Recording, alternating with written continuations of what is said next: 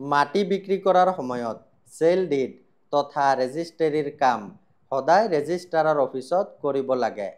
এতিয়া প্ৰশ্ন হয়, বিক্ৰেতাই সেই মাটিৰ প্ৰকৃত মালিক কোন প্ৰমাণ কৰিব নোৱাৰাৰ বাবে ৰেজিষ্ট্ৰাৰে যদি চেল ডিড তথা ৰেজিষ্ট্ৰেৰী নকৰোঁ বুলি কয়, তেতিয়া কোন মাটিৰ মালিক হয় কোন নহয় সেই সিদ্ধান্ত ৰেজিষ্ট্ৰাৰে ল'ব নোৱাৰে।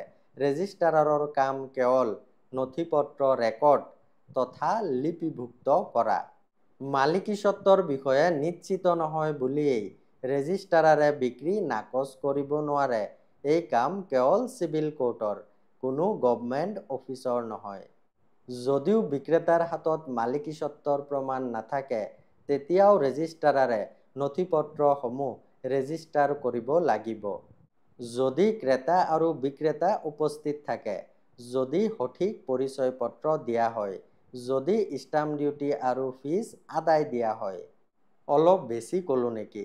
একো নাই, যিহেতু সুপ্ৰিম কোৰ্টে কে গোপী ভাৰ্চেছ চাব ৰেজিষ্ট্ৰাৰ এণ্ড আদাৰ্ছ কেছৰ জাজমেণ্টত কোৱা কথা। দৰকাৰী ৰীল শ্বেয়াৰ কৰিব। এনেকুৱা আপডেটৰ কাৰণে মোক ফ'ল' কৰক।